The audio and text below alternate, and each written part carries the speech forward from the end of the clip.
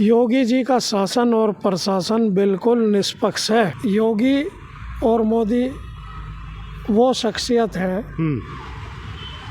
जो 140 करोड़ भारतवासियों के दिलों पर राज करते हैं। 2013 में एक दंगा हुआ मुजफ्फरनगर शामली के इलाके में जी। उस दौरान सफाई महोत्सव मनाया जा रहा था, तो ना वहाँ प्रशासन मौजूद रहता था न वहाँ शासन मौजूद रहता था। जब घटना घटकर पूरी हो लेती थी तब जाकर इनकी आंखें खुलती थी। अवैध संपत्तियों पर बुलडोजर चलना चाहिए। नमस्कार, ट्रू भारत में आप सभी का बहुत बहुत स्वागत है। इस वक्त कैमरे के फ्रेम में जो दाईं तरफ देख रहे हैं, इनका नाम हाजी इस्लाम है और ये शामली से ताल्लुक़ रखते हैं, उसी कैराना से, उसी कांधला से जहाँ पे कुछ सालों पहले जब उत्तर प्रदेश में किसी और की सरकार थी वहाँ पे पलायन के पोस्टर लगा करते थे। हालांकि वहाँ भी स्थिति एकदम बेहतर है, एकदम बेहतरीन है। आज मैं इनसे ये बात जानूंगा कि जो बरेली में एक्शन किया गया, संभल में एक्शन किया गया, क्या उसके बाद उत्तर प्रदेश में 2027 चुनाव के लिए समीकरण बदल चुके हैं? क्या बुलडोज़र एक्शन के बाद समीकरण बदल चुके हैं? ज़ियाउर रहमान बर्क या जो अभी तोकीर रज़ा पे जो एक्शन हुआ है, क्या उसके बाद मुसलमान का मन बदल गया है? सीधे इनसे चर्चा करेंगे। हाजी इस्लाम जी, आपका बहुत बहुत धन्यवाद कहना चाहूँगा कि समय देने के लिए। ये बताइए, 2027 में लोग कह रहे हैं कि जब से बरेली में जो ये हिंसा हुई है, इसके बाद योगी आदित्यनाथ का जो गिराफ है वो काफ़ी गिर चुका है, लोगों का ऐसा कहना है। आप क्या मानते हैं? सबसे पहले तो मैं आपका वेलकम करता हूँ। शुक्रिया, धन्यवाद। आपका शुक्रिया अदा करता हूँ जी कि आपने मुझे इस लायक समझा। जी। और मैं ये बताना चाहता हूँ आपके चैनल के माध्यम से कि पूर्व में भी उत्तर प्रदेश पर मुख्यमंत्रियों ने राज किया है और देश पर प्रधानमंत्रियों ने राज किया है, लेकिन योगी और मोदी वो शख्सियत है जो 140 करोड़ भारतवासियों के दिलों पर राज करते हैं। क्या बात कर रहे हो? दिलों पे राज करते हैं? जी हाँ। वो कैसे करते हैं हाजी साहब? और हमें ये और समझा दीजिए, किस तरह आपके दिल पे राज किया योगी ने, मोदी ने? केवल मेरे नहीं जी, 140 करोड़ की बात कर रहा हूँ। नहीं, हम तो आपका जानना चाहेंगे कि आपके दिल पे अगर लोगों को न्याय नहीं मिलता था, आज उन लोगों के लिए न्याय के द्वार खुले हुए हैं। 4 करोड़ 21 लाख मकान तो 10 साल के कार्यकाल में मोदी जी प्रधानमंत्री आवास योजना के तहत बनवा चुके हैं। 10 करोड़ 33 लाख के करीब उज्ज्वला योजना के तहत गैस कनेक्शन माताओं बहनों को उपलब्ध हो चुके हैं। जी। इसके पीछे मोदी जी, मकानों के पीछे मोदी जी, जी। इन कनेक्शनों के पीछे मोदी जी। जी। और उत्तर प्रदेश तो ऐसा प्रदेश था पहले कि यदि कोई समस्या कहीं घट जाए तो ना वहाँ प्रशासन मौजूद रहता था न वहाँ शासन मौजूद रहता था। जब घटना घटकर पूरी हो लेती थी तब जाकर इनकी आंखें खुलती थी। 2013 में एक दंगा हुआ मुजफ्फरनगर शामली के इलाके में जी। उस दौरान सफाई महोत्सव मनाया जा रहा था मुख्यमंत्री के द्वारा। एक तरफ तो लोग बाग इंसानियत का कत्ल हो रहा था और दूसरी तरफ जश्न मनाया जा रहा था।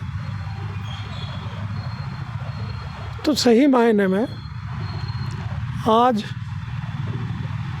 न्याय जो मिल रहा है, जो वंचित थे, जिनकी प्रताड़ना की जाती थी, उन लोगों को न्याय योगी जी के राज में मिल रहा है। तो क्या तोकीर रज़ा जिस तरह अंदर गया, क्या उसको न्याय मिल गया? मैं आपसे ये बात बताना चाहता हूँ कि वो किस लिए अंदर गए, क्या उन्होंने करा, ये प्रशासन का काम है। मैं बयान देकर ये कह दूं कि भाई ये हो गया वो हो गया, मेरी समझ में ये बात नहीं आती। योगी जी का शासन और प्रशासन बिल्कुल निष्पक्ष है। अगर मैं भी गलती करूँगा तो मैं भी अंदर जाऊँगा। तो क्या लगता है आपको, जब संभल में बुलडोज़र एक्शन देखने को हमको मिला, एक दो जगह पे बरेली में बुलडोज़र एक्शन देखने को मिला, ये बुलडोज़र 2027 के लिए इसके क्या साइड इफ़ेक्ट होंगे, पॉजिटिव होंगे या निगेटिव होंगे इसके साइड इफ़ेक्ट? अवैध संपत्तियों पर बुलडोज़र चलना चाहिए। आप समर्थन करते हैं इसका? बिल्कुल समर्थन करते हैं।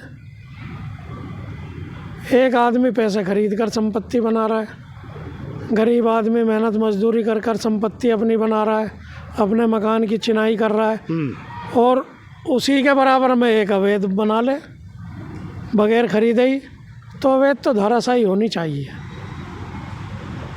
और ये तो आप इस टाइम गाज़ियाबाद में हैं जी, आप शायद पैदा भी ना हुए हों तब। जी, तुर्कमान गेट को एक सरकार के दौरान मैदान बना दिया गया था बुलडोज़र से। कांग्रेस के द्वारा बना दिया गया था। मैं कह रहा हूँ, मैं नाम ले रहा हूँ पार्टी का भी। मैं तो भाई दो आदमियों को जानता हूँ। पहचानता हूँ, हाँ। मोदी जी और योगी जी। अच्छा, तो आपको नहीं लगता कि जैसे लोकसभा में अखिलेश यादव ने कहा कि संविधान बदल दिया जाएगा, ख़त्म कर दिया जाएगा, और हमने देखा कि उनकी सीटें बढ़ी और उनकी सीटें इतनी ज़्यादा बढ़ गई कि योगी आदित्यनाथ उनसे बहुत सीटें पीछे रह गए, तो आपको लगता नहीं कि अगर विधानसभा में भी वही पैटर्न चल गया, वही फार्मूला अखिलेश यादव का चल गया, तो भाजपा को पटकनी मिल जाएगी, योगी आदित्यनाथ को पटकनी मिल जाएगी? ऐसा है, जिन्हें जनता पहले देख चुकी है, आजमा चुकी है, उनसे तो पूरी तरह त्रस्त है। और पहले तो माफियाओं का राज था। सपोज कोई भी विधानसभा थी उत्तर प्रदेश के अंदर, तो वहाँ एक माफिया होता था, और वो माफिया ऐसा होता था कि जो टैक्सेस हैं गवर्नमेंट के, उनमें भी हिस्सेदारी कर लेता। तो उन सरकारों में तो कुछ मिला ही नहीं। मैंने अपनी आँखों से वे टूटी फूटी छतें देखी हैं उन मकानों की, जिनमें से सांप, बिच्छू और बरसात में पानी गिरता था। जो वहाँ माता बहनें बच्चे खाना खा रहे होते थे, उनके उसमें वे कीड़े गिर जाते थे, पानी गिर जाता था, तो वे भूखे ही पेट सो जाते थे। उनकी वैल्यू उस टाइम में कुछ भी नहीं थी। मोदी जी आए, सुशासन चला, उनके मकान बने। जो 2 लाख का प्लॉट भी नहीं था, आज वो 20-25 लाख का है। बिल्कुल। कुछ लोग तो कह रहे हैं मोदी जी ने 15 लाख नहीं दिए। मैं बताना चाहता हूँ जी, आयुष्मान कार्ड के तहत कितने लाख का इलाज है, आप भी जानते होंगे त्यागी जी। जी। मकान बनने के बाद 2 लाख के प्लाट की वैल्यू कितनी हो गई? 20-22 लाख, 25 लाख, 20 गुना एकदम बढ़ जा रही है उसकी तो। ठीक है जी। जी। उज्ज्वला योजना के तहत कनेक्शन। और कुछ लोग तो ये बात कहते हैं कि भाई सिलेंडर इतना महंगा हो गया। मैं आपसे बताना चाहता हूँ कि मैं चेयरमैन भी रहा हूँ जी। और उस वक्त 5-5 दिन मुझे लाइन में लगना पड़ता था, एक चेयरमैन होने के बावजूद भी। जी हाँ, 5-5 दिन। और मेरे मजदूर भाई भी लगते थे लाइन में, मजदूरी छोड़ अपनी। मजदूरी छोड़ कर। जी। तो 5 दिन जो आदमी लाइन में लगा, उसकी मजदूरी आप मिनिमम से मिनिमम लगा लीजिए, कितनी हो गई 5 दिन की? 1500, 2000, 2500 के बीच की। हो गई, 2500 हो गई ना जी। और सिलेंडर बता मैं 400 का या 500 का था, तो कितने का पड़ा उसे? 3000 का। बिल्कुल, बेशक। या 2500 का, या या क्या कहते हैं 2000 का 2000 का हाँ। या 1900 का या 1700 का। तो सिलेंडर आज कितने का मिल रहा है? 800 का 700 का। तो ये सही है या वो सही था, बताइए आप। ये सही है, ये हैंड टू हैंड तो कम से कम मिल जा रहा है, इसमें मजदूरी तो नहीं गंवानी पड़ रही आदमी को।